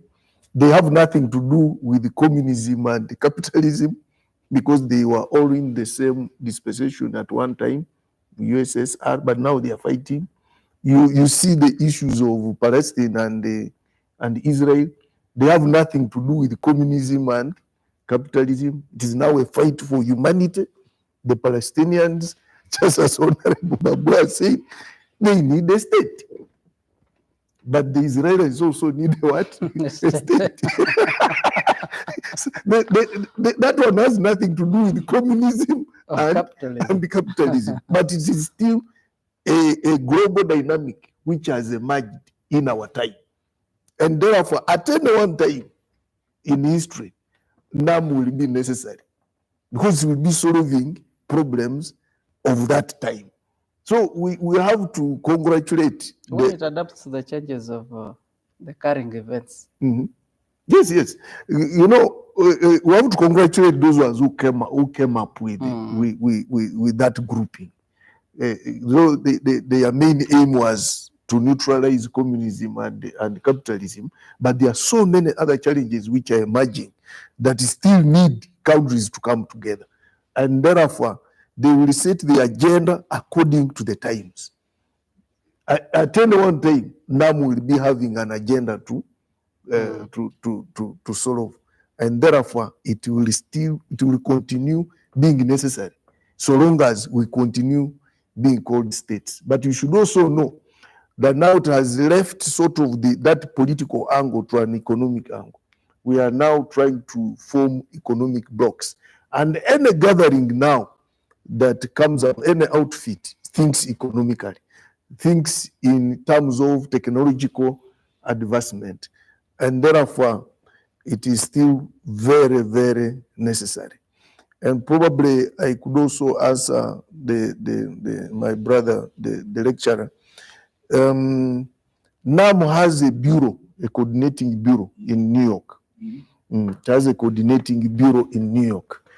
They call it a coordinating bureau. I think they fell short of calling it a secretariat, because it would be very, very expensive to handle. Where Ambassador Adonia is going to be. Exactly, where Ambassador Adonia is going to be. So but that bureau obviously now will be supervised by Uganda. But the bureau has permanent staff and the like.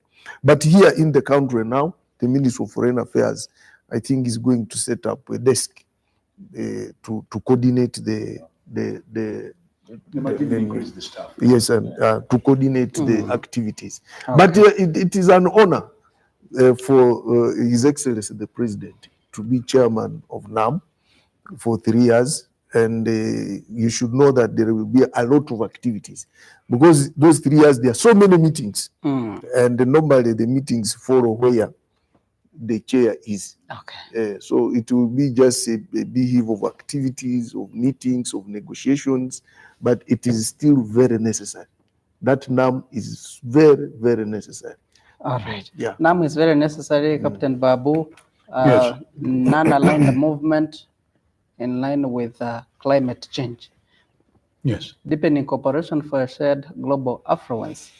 Climate change does not affect those member states which are in the global south, but it is also affecting those that are in the global north. More than even the south. Now, this is the irony of things. We have a lot of organizations. For example, we are talking about environment. We have international meetings on environment alone. Very, very big. COP. Yeah, COP, and so on and so forth. Let me go back. Remember, I told you earlier on, and you know very well, that NAM was a political organization when it started to try and stay in the middle of people who were pulling left, right, and center. So being political, it therefore has got all these other things which do affect the political well-being. What is politics? The management of society. And therefore, all the management of environment, government, conflicts and whatnot would fall under that umbrella. But not only that, Other organizations directly affecting, for example, the environment, have had a lot of work. Now, whenever they have this meeting, the NAM group meet to try and harmonize their input. And it has helped them quite a lot in United Nations, in those organizations I'm talking about, because they continue to be together. The same people are members of all these organizations, and therefore NAM helps to try and harmonize positions on issues. For example, like the one of now going to the International Court, the one of the Southern Chinese Sea, and then of course the one whereby you have agreed with me that Africa now has to set the agenda to have world peace. These guys have failed. They're all pulling each other.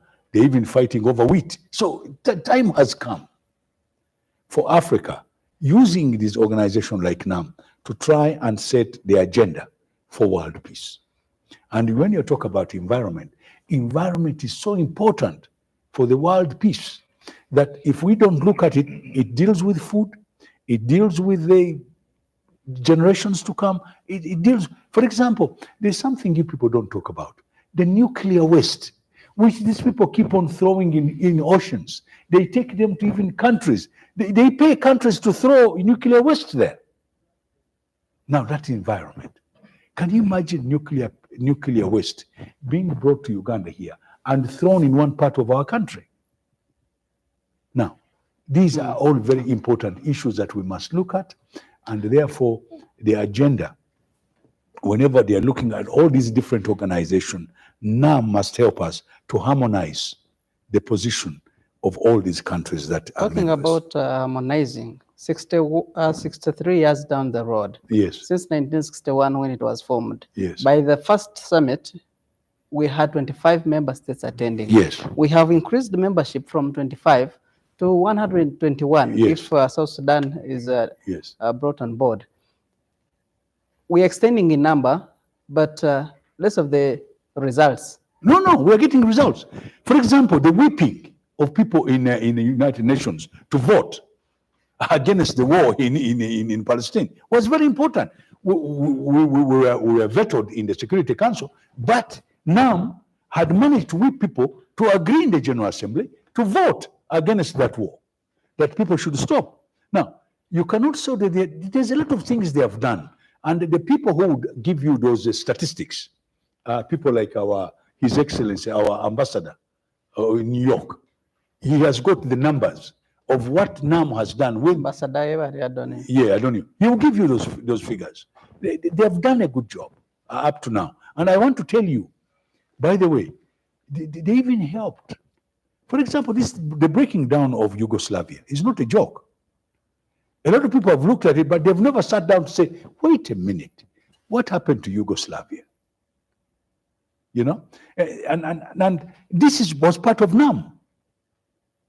Now, we are concerned, the big powers were involved in the breakage of Yugoslavia. NAM kept on saying, please, please, please. You see, now we are saying, please, please, we agreed on two-state solution, let's have it. And the guys are saying, no, we are not having it. We are going to finish you. Now what do you want me to say? I'm saying, let's have Palestinian back if you don't want the two-state solution. You know? So you see, we've got to understand what is going on. And people like our ambassadors who are in this thing, who have been working very hard to try and convince the big powers that please let us go slowly on some of these issues.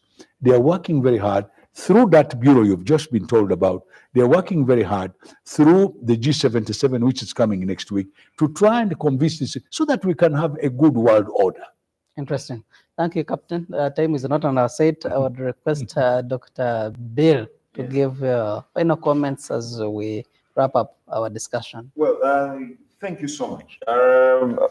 I really appreciate the government of Uganda. I think I did as soon as you, bringing all those people here, and the fact that we are able, 120 countries, and you have a 19th summit. It's a big deal. So you're having access to resources in terms of partnerships who are coming from all over the place. I hope we're going to take advantage of that. But above all, we're going to have great influence to the world, positive influence to the world. And I hope we are able to grace ourselves and take this with two hands and create the sort of order that we require. And Uganda being at the helm, I think it's such a big deal. It causes opportunities. The world starts looking at us differently. And I hope that it does on the socio-economic development side of things, because that's very, very important.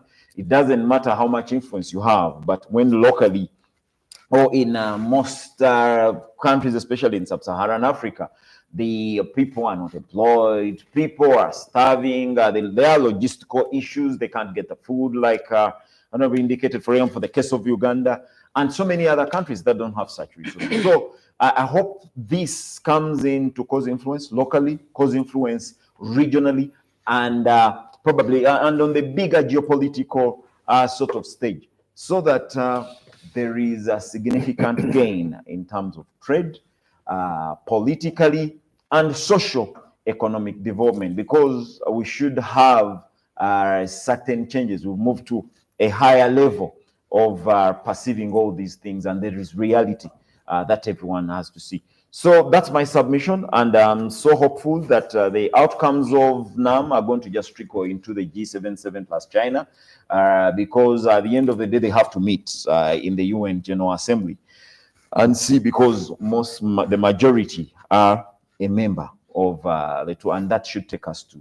As you also conclude on that, they should give us a veto in the Security Council. The Security Council. Africa and Asia must have a veto in the Security Council. Of course, they've got China, but Africa should have that veto power. Interesting. I was taking your comment on your expectations of G77 summit. I expect, the millennium, the Sustainable Development Goals discussions. I hope there is something they have for that on issues pertaining health, issues pertaining, eliminating. It's not easy to eliminate, but eliminating poverty, because poverty eradication is mission critical, one of the SDGs. Strategies coming out of that should take us to the next level. You expect a good health system, environmental degradation should be talked about. You just indicated a while ago, the South has a right to reserve whatever they have to reserve. The North doesn't have to. So I expect to talk the reservation of these water bodies. There is a lot that I expect globally, so that green technologies are embraced. We talk about green technologies. We talk about green bonds, things like that. Investment into smart technologies, agriculturally. I hope some of these issues will come up, and there will be certain good resolutions that should be able to fulfill. Thank you, Bill. Just want to give you a very quick quotation. Minister of Economics of France stood up and complained bitterly against President Macron and said, the problem with you, Mr. President, you're opening the eyes of Africans. Our future generation will not have enough money. The French will begin to go to Africa to look for jobs instead of Africans coming here to look for jobs. He did say that. Oh, yes. Minister of Economics in France. That will happen in the next few decades. By the way. What he's saying is that we need a new world order. Thank you.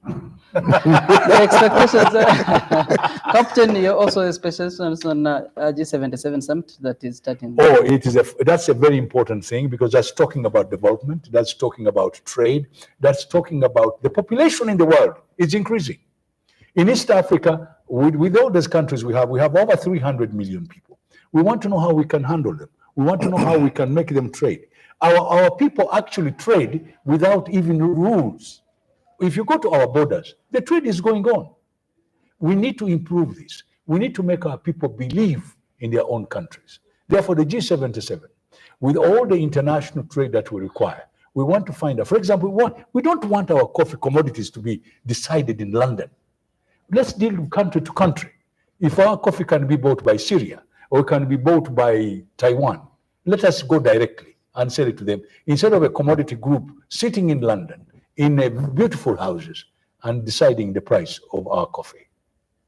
That is what we would like to see in G77.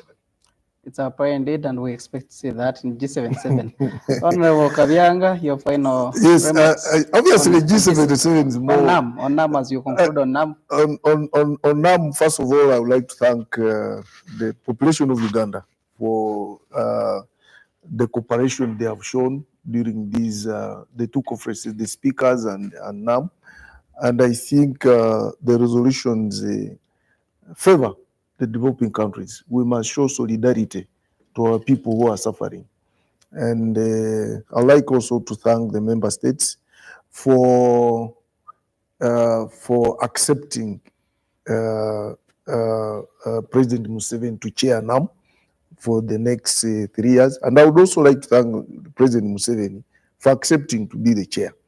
And I strongly believe he's going to perform to the expectation of NAM. But as Ugandans, we are going to support him to ensure he performs.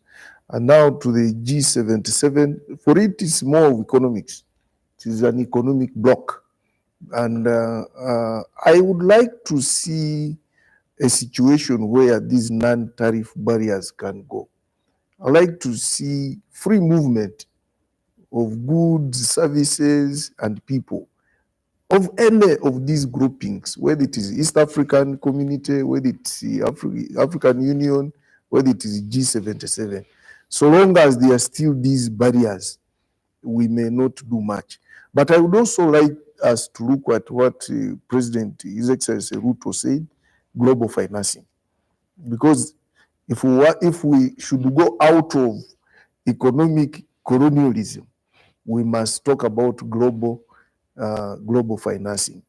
But I would also like to see technological transfer moving without any hindrance. And just as Honorable Boa said, I think we also need to train our people. We should actually call those people to come and train us. And then we become a bit independent. For free, or you can... We can pay. We can pay. We can pay. You know, in Singapore, we can pay. We can pay. But also mindset. We should work on the mindset of our people. You know, South Korea was also here at the same level with us at independence. But when you look at how they are working, you just see that it's an issue of mindset. It is a country which is 70% a rock. There is no coffee. They don't grow coffee, but they are among the best exporters of coffee. The 10 biggest exporters of coffee. They just import coffee from Uganda, Ethiopia, Indonesia, and they go and they process it and export the finished product. So mindset, here we can do a lot, and we have the capacity, we have the human resource. You can, even when you go to America, you'll even meet Ugandans who are invading so many things. IT, for instance, we have gone very far, but our people are not probably financed to develop their platforms and then commercialize and protection. All right. Yeah. So I expect in G77 all these things to be discussed. Thank you so much, Honorable. I'm glad that you're talking about mindset change, and from your office, national guidance, I believe that you would help us on that. That brings us to the end of our conversation. I want to thank you, our dear viewer, for being part of us, and our dear listener from the other side of radio. It was a special edition of UBC Ground Zero, and specifically dedicated to Non-Allied Movement Summit that is going to be officially closed today. It was a privilege having you, Honorable Godfrey Kabianga, on this very important panel, educating the people of Uganda. Thank you so much, Captain Francis Babu. Yeah, by the way, I forgot, today is my birthday. Oh, happy birthday. We should sing for you. Yes. It's always that's why we are going to set the world order. So, Mr. President, so is the cake. I wish you knew that when we were starting the program would have cut the cake. Thank you so much, Bill, for making time to this edition. And thank you, the team that I worked with and the entire country, and also those people who are part of the organization to make sure that non-aligned movement is a success. What did the president, the black president of America, he said it can be done. Indeed, yes, it can be done. Yes. He said yes.